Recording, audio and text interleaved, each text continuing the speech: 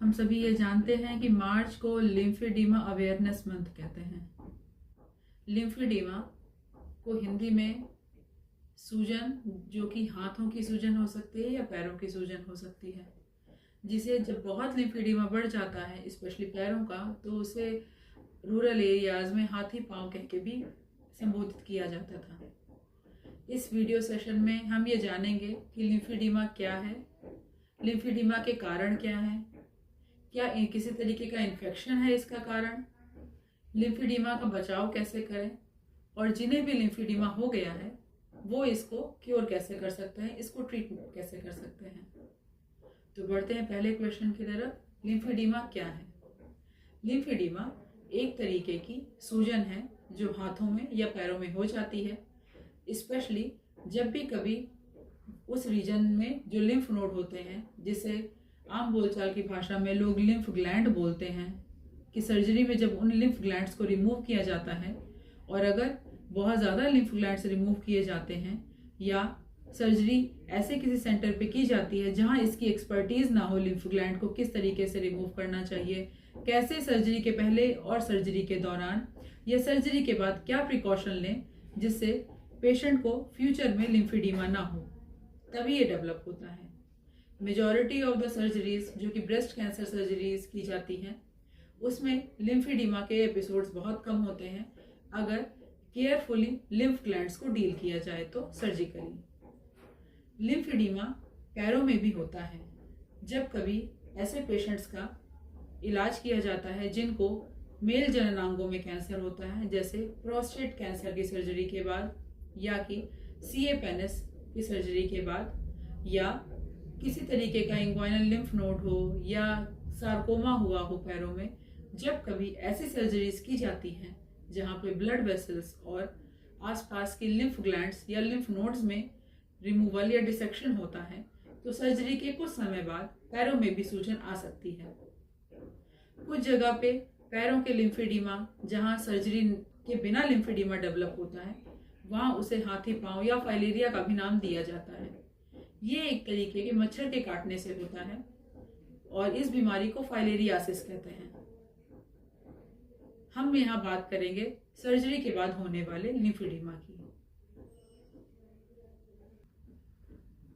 जब कभी लिम्फेडिमा होता है तो इसे 4 स्टेजेस में डिवाइड किया जाता है। स्टेज 1, 2, 3 और 4, या WHO ग्रेडिंग के अकॉर्डिंग इसको ग्रेड्स में भी डिवाइड किया जाता है, ग्रेड 1 से लेके ग्रेड 4 तक। ग्रेड 1 और 2 का लिम्फेडिमा वो होता है जो टेम्परेरी होता है। टेम्परेरी मतलब दिन में जब कोई अपने हाथों को लटका के बहुत देर तक बैठता है या पैरों को नीचे चेयर पे या बेड पे लटका के बैठता है, तब दिन के समय में वो सूजन रहती है, लेकिन सुबह जब वो सो के उठते हैं अपने बिस्तर से, तो पैर लटकाने के पहले उनके हाथों और पैरों की सूजन गायब हो चुकी होती है। इसे हम ग्रेड 1 और ग्रेड 2 का लिम्फेडिमा कहते हैं। ग्रेड 1 और ग्रेड 2 के लिम्फेडिमा का इलाज भी बहुत सरल होता है। इसके लिए पेशेंट्स को हम एक तरीके के जुराब या स्टॉकिंग्स बोलते हैं वो देते हैं, जो उन्हें डे टाइम में अपने हाथों में या पैरों में पहन के रखना होता है। ये एक तरीके का प्रिवेंशन भी होता है और इलाज भी होता है। जब जुराब वो दिन के समय पहन के रखते हैं तो उस जुराब में ऐसी क्वालिटी होती है कि वो ऑटोमेटिकली हाथों की नसों का अपने आप में एक तरीके का माइक्रो सिस्टम बना होता है, जिससे मसाज होती रहती है और खून का बहाव और लिम्फ का बहाव बना रहता है, जिससे दिन के दौरान वो सूजन नहीं आती है। रात में सोते समय वो जुराब उतार के सोई जा सकती है और पैरों की स्टॉकिंग्स को भी उतारा जा सकता है। जब कभी लिम्फेडिमा होता है और अगर वो ग्रेड 3 या ग्रेड 4 लिम्फेडिमा होता है, तो उस समय बहुत ज़्यादा सावधानी रखनी चाहिए। ग्रेड 3 का लिम्फेडिमा वो लिम्फेडिमा होता है जब हम उस पर प्रेशर लगाएंगे तो उस पर एक डॉट या डिप या पिट बन जाता है, गड्ढा बन जाता है, और वो सूजन दिन के समय भी रहती है और रात के समय भी रहती है। दिन के किसी भी समय वो सूजन गायब नहीं होती है। ग्रेड 4 का लिम्फेडिमा वो होता है जो ग्रेड 3 के बाद आता है और बहुत मैसिव सूजन हो जाती है। उससे कई बार स्किन से पानी निकलने लगता है और कई बार स्किन में तरह तरीके के छाले और अल्सर बन जाते हैं। इस बीमारी को जब ग्रेड 3 या 4 में हो जाए, तब इसका इलाज भी जो है स्टॉकिंग्स या मसाज से नहीं होता है।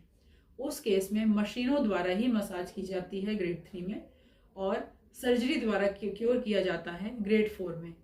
ये एक स्पेशल सर्जरी होती है जो बहुत सारे कॉस्मेटिक और प्लास्टिक सर्जन ही करते हैं, स्पेशली वो लोग जो केवल लिम्फेडिमा को ही ट्रीट करते हैं।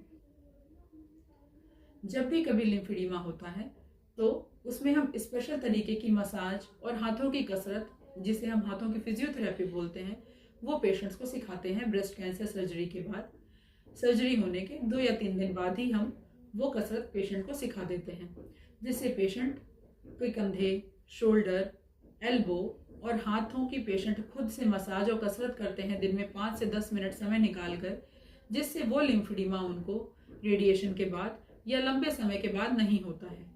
मेजॉरिटी ऑफ द पेशेंट्स को जो भी लिम्फेडिमा होता है वो प्रिवेंशन और अर्ली स्टेज इंटरवेंशन से क्योर हो जाता है। जुराब इसमें बहुत इफेक्टिव होती है, जिसे हम इलास्टिक कंप्रेशन स्टॉकिंग्स बोलते हैं। वो बहुत इफेक्टिव होती है, इसलिए उसका इस्तेमाल ज़रूर करें और अपने ट्रीटिंग सर्जन से इसके बारे में जानकारी लें। जब भी आप जुराब पहनते हैं तो जुराब से पूरे शरीर के हाथों का बहाव अच्छा होने से लिम्फेडिमा प्रेसिपिटेट नहीं होता, या जिनको भी ग्रेड 1 लिम्फेडिमा हुआ है और अगर वो जुराब रेगुलर पहनने लगते हैं और मैनुअल लिम्फेटिक मसाज, जो हमारे नीचे डिस्क्रिप्शन बॉक्स में दिए हुए लिंक में भी वीडियो अपलोड किया गया है, आप वहां से भी जाकर देख सकते हैं कि मैनुअल लिम्फेटिक ड्रेनेज या हाथों की लिम्फेटिक मसाज लिम्फेडिमा को प्रिवेंट करने के लिए, लिम्फेडिमा को कम करने के लिए और लिम्फेडिमा को क्योर करने के लिए कैसे की जाती है। आप वो दिए गए डिस्क्रिप्शन में लिंक में जाके पूरी जानकारी ले सकते हैं। हम इस वीडियो में एक शॉर्ट क्लिपिंग भी ऐड कर देंगे जिसमें हमने अपने पेशेंट्स को लिम्फेडिमा से क्योर किया है। हाँ, लेकिन ध्यान रहे वो सभी लिम्फेडिमा केवल ग्रेड 1 और ग्रेड 2 लिम्फेडिमा थे। जब भी ग्रेड 3 ऑनवर्ड्स लिम्फेडिमा हो जाता है, जिसे हम मैसिव लिम्फेडिमा भी कहते हैं, जिसमें एक तरीके की परमानेंट सूजन हो जाती है, उन सभी केसेस में उस तरीके के